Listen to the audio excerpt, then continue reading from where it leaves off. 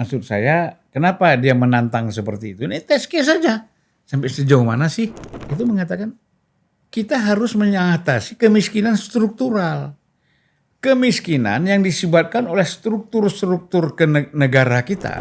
Melihat persoalan-persoalan negara dan persoalan-persoalan rakyat dengan hanya mengatakan kita bikin sekolah rakyat. Oke, itu bagus. Tapi bagaimana supaya rakyat ini mandiri?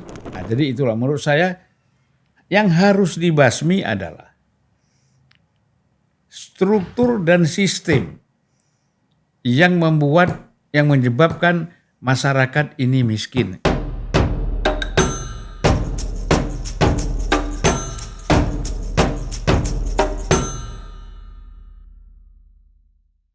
Nah, Abang ikutin nggak Bang tentang Bupati Pati Bang? Oh iya, yang soal PBB naik 250%. Iya, Sudewo. Nah, kita mau bahas fenomenanya nih Bang. Ini kan jadi fenomena yang luar biasa, apa ya, di Indonesia nih trending satu semuanya Bupati Pati nih Bang. Demo besar-besaran, bahkan DPRD-nya sampai buat pansus, mau menurunkan Bupati Pati, tapi Bupati Pati udah memberikan jawaban kan, ya saya kan dipilih rakyat secara konstitusional. Gitu. Bang gimana Bang melihat fenomena kepala daerah naikin pajak setinggi itu terus ternyata masyarakat yang demo tuh gila banget tuh. Iya, dia partainya apa? Gerindra. Nah, kita kadang-kadang kan melihatnya begini. Bisa juga di dalam politik itu ada namanya test case. Test case. Ya kan? Ini tes. Kalau kita lakukan ini, kira-kira bagaimana reaksi masyarakat? Kan mau dites dulu nih. Ya kan? Nah, semua udah diatur nih nanti skenarionya siapa yang bermain, kelompok mana kan gitu. Itu kan semua sudah di kalau siapa di lapangan, siapa aktor intelektualnya ya, itu sudah memang udah diatur gitu loh. Sehingga gampang diredakan. Kan reda tuh. Jam 11, jam 4 sore udah selesai. Jam 3 sore, jam 2 sore udah nggak ada lagi tuh demo. Saya kan ngikutin di TV kan. Nah, jadi ini menunjukkan bahwa kalau demo-demo seperti ini napas pendek. Karena apa? Ini hal-hal seperti ini tidak semuanya ya, tapi sebagian orang itu memang penggerak-penggerak ini memang dipakai ya. Nah, untuk menciptakan situasi test case tadi. Kira-kira kalau situasi ya politik ini apakah genting atau apa, bagaimana reaksinya? Nah, ini kan jelas reaksinya. Artinya apa? Bahwa secara intelijen itu diketahui bahwa jangan main-mainlah sama rakyat. Gitu. Kasus Bupati aja menaikkan PBB bisa begitu. Iya. Ya kan? Bupatinya juga kan bilang 50.000 datang pun saya jabanin kan. Kan gitu. Nah, jadi maksud saya kenapa dia menantang seperti itu? Ini test case saja. Sampai sejauh mana sih? Gitu. Apalagi dia dari Gerindra kan? Kan nggak mungkin kalau normal ya. Ini bisa berjalan sampai demo gitu. Pasti sejak awal ada protes Pak Prabowo langsung jangan macam-macam lah. Jangan bikin malu partai. Ya kan? Nah, tapi mungkin ini belum tentu sampai ke Prabowo juga sebagai ketua umum Gerindra. Tapi memang ada orang yang memang bermain untuk melakukan tes ini. Coba, kan aneh. PBB naik 250%. Ya kan? Iya. Gimana orang gak berteriak? Tapi kan itu apa? Memang mau ngetes saja. Nah, bagaimana nanti daerah lain? Ya kan? Kalau kita melakukan hal yang sama. Itu satu. Kedua, ini memang ada teori, dalam teori perubahan itu ada teori abortus. Abortus. Jadi sesungguhnya memang ada rencana menggulingkan bupati ini yang murni, ya kan? Tapi diciptakanlah satu situasi supaya ini meledak dulu. Baru kita punya alasan. Gitu. Bisa jadi begitu. Ya ini sampai DPRD-nya buat pansus loh Bang. Yalah, DPRD buat pansus kan, kau inilah kadang-kadang DPRD buat pansus kan belum tentu selesai juga masalah. Ya kan? Jadi kalau DPR buat pansus tuh jangan heboh itu. Ya DPRD ini. Kan ada anggarannya itu. Inilah. Gitu ya. Iya dong, anggaran pansus. Ya, jadi Abang beranggapan bahwa Bupati-Pati itu adalah test case untuk melihat kekuatan rakyat tuh jangan main-main gitu kan. Ya, segini loh. Ya kan? Artinya kalau semua atau sebagian besar kabupaten-kabupaten itu bergerak seperti di Pati ini bisa kacau situasi nasional gitu loh. Tapi Abang merasakan panjang nggak Bang kasus Bupati-Pati ini Bang? Kalau Abang melihat ya, dari jumlah massa yang demo, dari gaya bupatinya, dari permainan media yang cukup tinggi, populer bahkan nomor 1 di media mainstream, bakal panjang nggak nih Bang? Saya kira begini, panjang nggak panjang kan apalagi di daerah, ya kan? Apalagi ini memang ada test case gitu loh. Ada batas waktunya kan? Pasti ada batas waktunya, batas quantity dan quality-nya tuh ada gitu loh. Nah, tidak sembarangan. Ya misalnya udah untuk meredakan ini ada negosiasi, Bu. Ini kan persoalan PBB ini bisa aja diturunkan. Ya kan? Dasarnya undang-undang dan lain-lain. Dari mana undang-undangnya Bupati bisa menaikkan PBB seperti itu? Kan aneh. Menurut lo aneh nggak? Aneh. Ya kan? Tiba-tiba tang gitu terus rakyat marah. Ya kan? Viral gitu loh. Nah, inilah menurut saya ya memang masyarakat kita ini sedang dalam kemiskinan, banyak problem, isu-isu lewat berita-berita hoax juga tentang pajak inilah, pajak itu belum tentu benar. Ya kan? Pak Prabowo aja waktu pajak naik, maaf Bang dipotong, naik 12%, tak lama nggak jadi naik. Ya. Jadi maksud saya banyak sekali berita-berita hoax seperti apa yang dikatakan oleh presiden itu, ya, yang berkembang di tengah-tengah masyarakat, ditelan oleh sebagian masyarakat kita ini mentah-mentah, ya. Nah kemudian terjadilah gerakan-gerakan dan lebih artinya bagi pemain perekayasa intelektual, ya, aktor-aktor intelektual ini lebih mudah memanfaatkan emosi masyarakat ini untuk melakukan suatu gerakan-gerakan sosial dan gerakan politik untuk kekuasaan, untuk melawan kekuasaan. Gitu loh. Jadi kasus Bupati-Pati ini sebenarnya jadi pelajaran penting juga untuk kepala daerah, kabupaten, kota atau provinsi yang lain. Jangan bermain-main dengan aturan atau kebijakan yang dibuat merugikan banyak rakyat. Kan gitu Bang, poinnya kan Bang? Iya. Dan ini juga bisa jadi sinyal penting bagi pemerintahan pusat dalam hal ini Pak Prabowo. Juga dalam situasi semacam ini jangan mengambil kebijakan atau keputusan yang banyak merugikan masyarakat. Apalagi terkait dengan kenaikan pajak, PBB atau hal apapun lah. Kan begitu yang Abang maksudkan. Poinnya kan begini, baik presiden, gubernur, menteri, bupati, wali kota itu jangan underestimate sama rakyat. Ingat, jangan underestimate sama rakyat, jangan overestimate dengan kekuasaan yang dia miliki. Kan meremehkan rakyat kan, underestimate kecil lah, rakyat bisa kita atur, rakyat bisa kita mainkan kan gitu. Ini kan underestimate. Overestimate dengan kekuasaan dia. Kalau ada demo-demo bisa kita atasi dengan tentara, dengan polisi, dengan macam-macam. Ini kan bahaya. Ya kan? Ini bahaya sekali. Oleh karena itu untuk tidak terjadi konflik yang keras antara rakyat dengan pemerintah, baik tingkat lokal apapun wilayah dan tingkat nasional, ya maka diperhatikan betul-betul kebutuhan rakyat itu seperti apa. Sampai saat ini kan terus terang masih sebatas pikiran. Masih dalam sebatas saya nggak mau bilang omon-omon ya. masih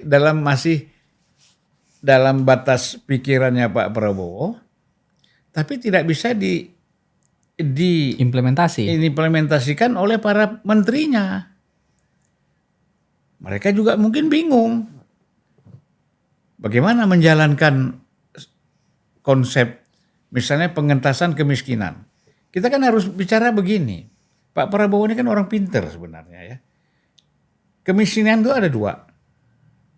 Ada satu kemiskinan absolut ini disebabkan oleh karena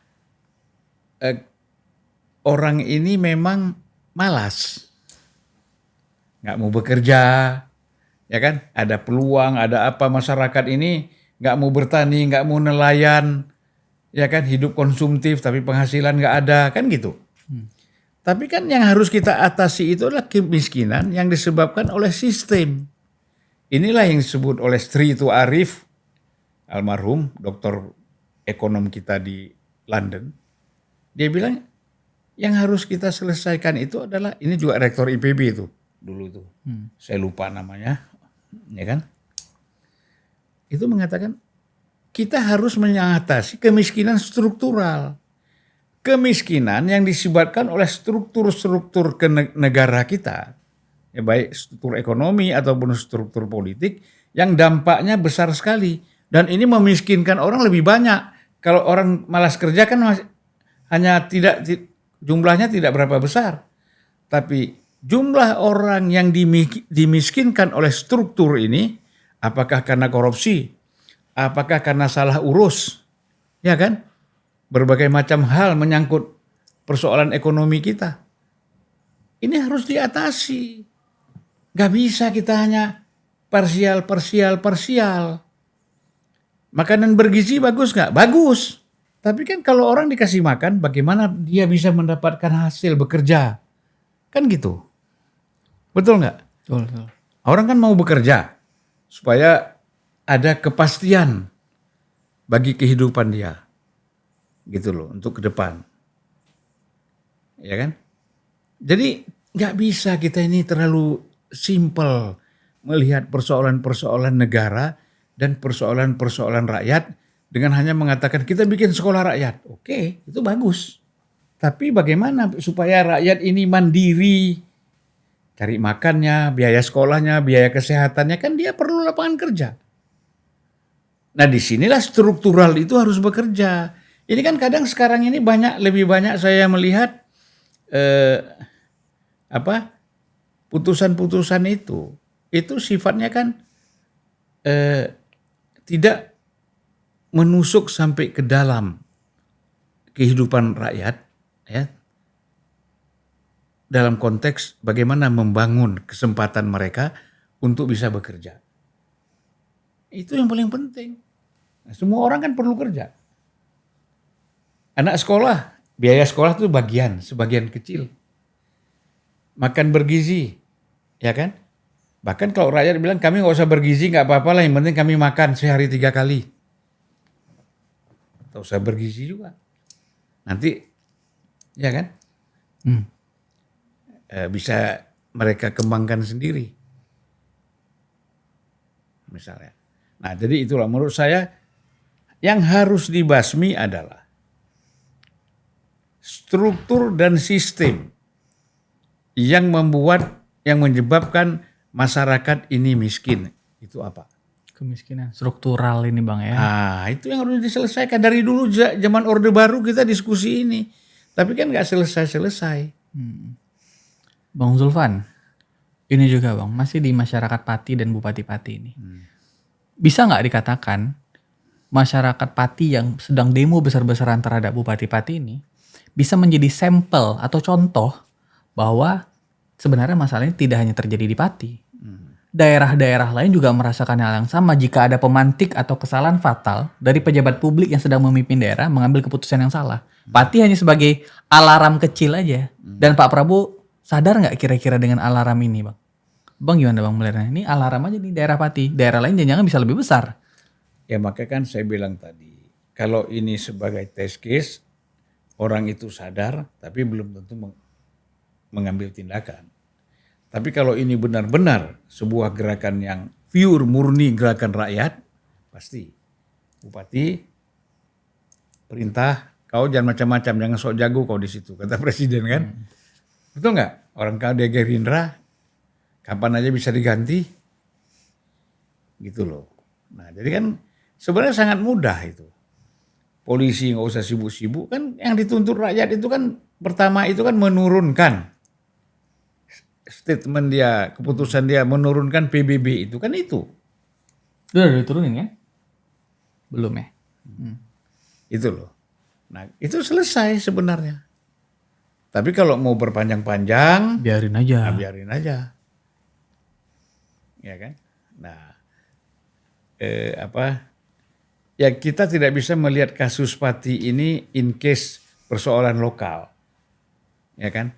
Kayak tadi ini juga bahayanya untuk kepentingan nasional. Kalau ada beberapa daerah lain yang terjadi seperti itu dan rakyat mulai juga bergerak, ya kan? Ini kacau. Repot ini bang. Ya repot. Artinya nanti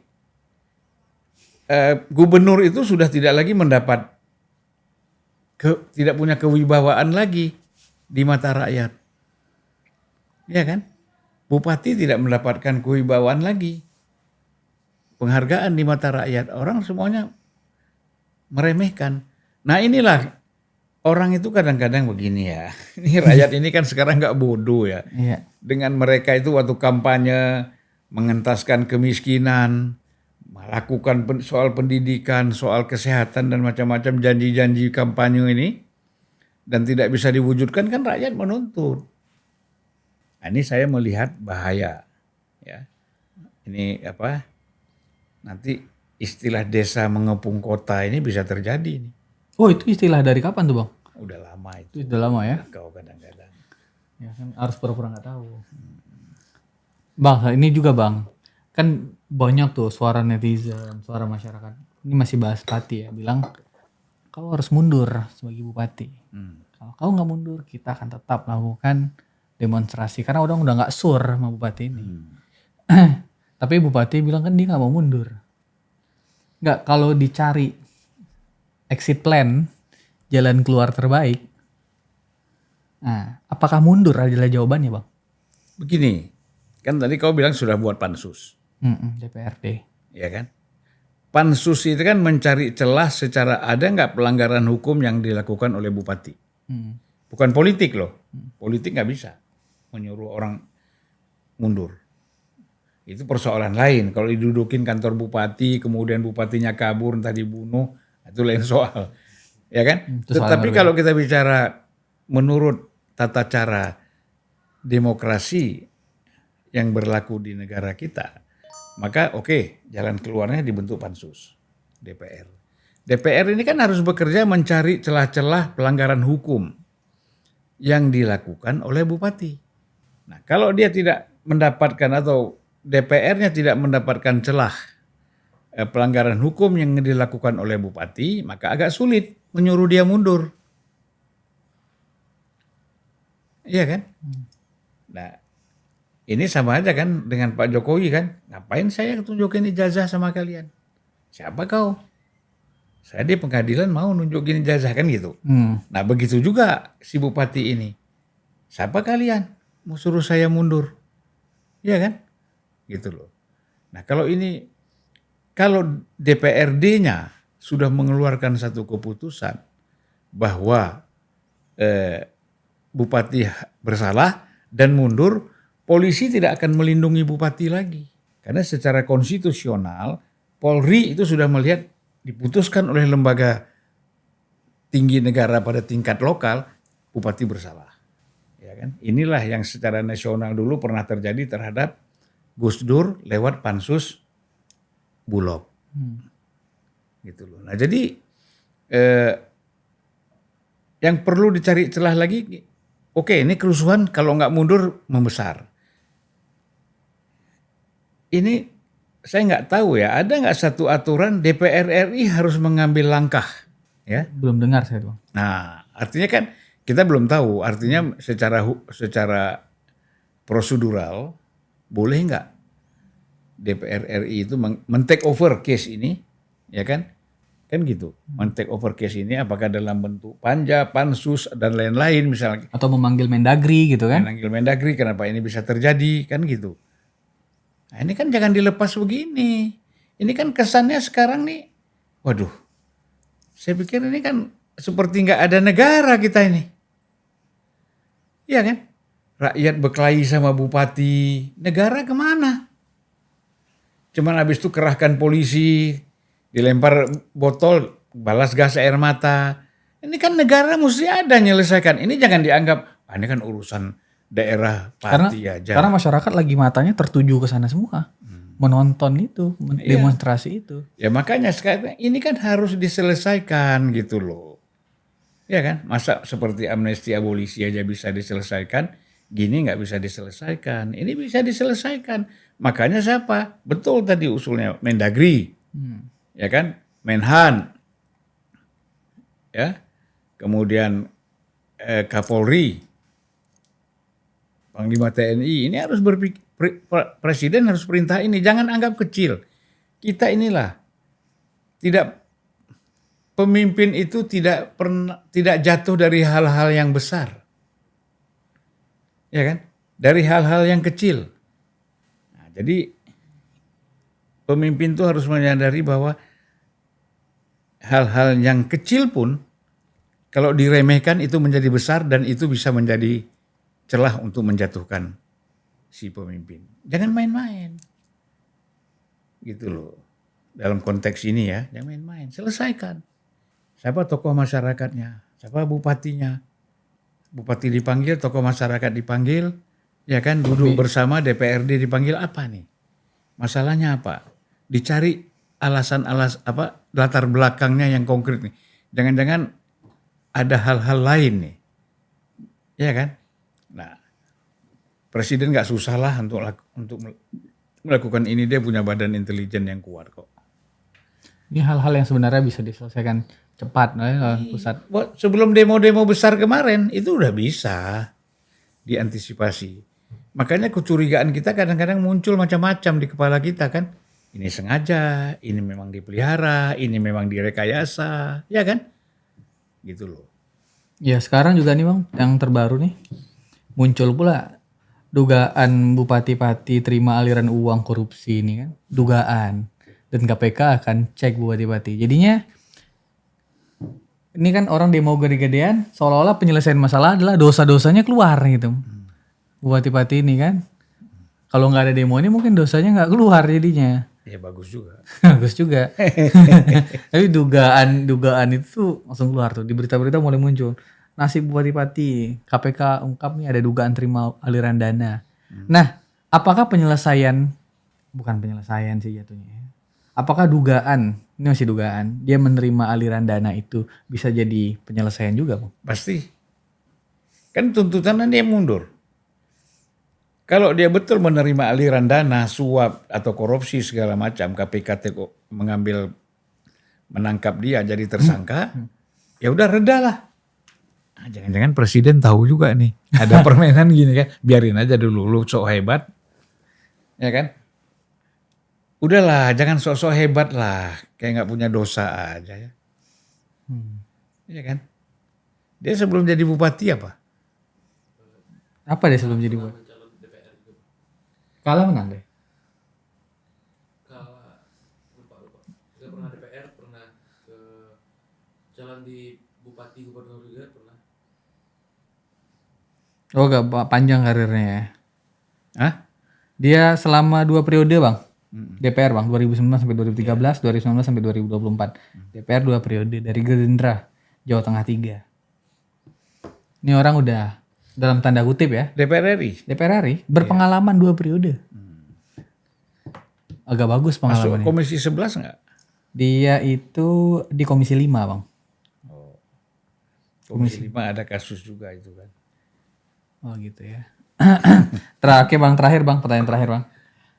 Apa pesan Abang lah untuk Bupati Sudewo nih Bang, kalau didengar podcast ini Bang? Apa pesan Abang buat Bupati Sudewo biar nonton?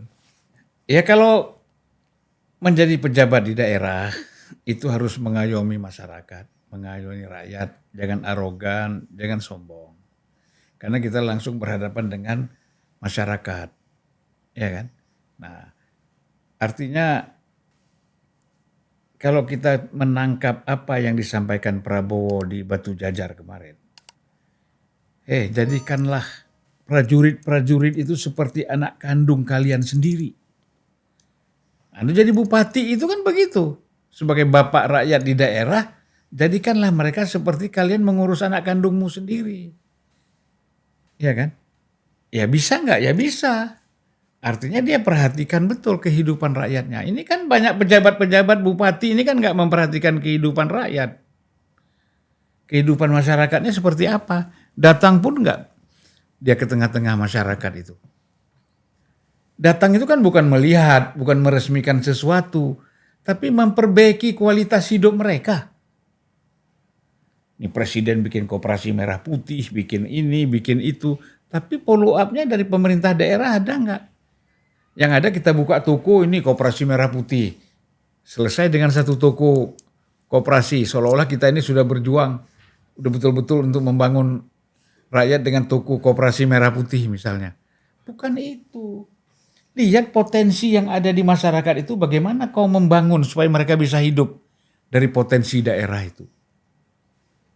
Kalau ada satu lahan tambang yang dikuasai oleh konglomerat misalnya, apakah batu bara, emas, apalagi boksit, nikel dan hantu belau lain itu, ya kan? Bagaimana caranya harus ada social development-nya untuk rakyat, ya kan? Supaya mereka bisa terbangun juga, merasakan dari hasil bumi kita gitu loh. Ini enggak, kadang-kadang bupati datang ke pemilik-pemilik tambang itu minta duit untuk dia aja. Untuk rakyatnya enggak diperhatikan. Misalnya ya, hal seperti itu kan salah gitu loh. Hal seperti itu jangan terjadi. Yang kita harapkan pemerintah daerah berkomunikasi dengan pemilik tambang ini, pengelola tambang untuk bagaimana kontribusinya untuk kepentingan rakyat, masyarakat. Dilihat bulan per bulan kualitas hidup masyarakatnya meningkat atau tidak. Nah disinilah menurut saya perlu ada pengarahan presiden. Ya, yang konkret lah. Kalau kita udah capek pidato-pidato aja, iya udah capek kita, ya kan? Kalau Bung Karno pidato kita suruh dengarnya kan, kapitalisme, neokolonialisme, kita ganyang ini begini, analisis filsafatnya gitu loh. Kalau kita cuma teriak-teriak aja capek kita, ya kan? Nah gitu. Oke, terima kasih banyak Bang Zulfan. Sama-sama. Oke, terima kasih banyak juga teman-teman Retorika Show. Sampai jumpa.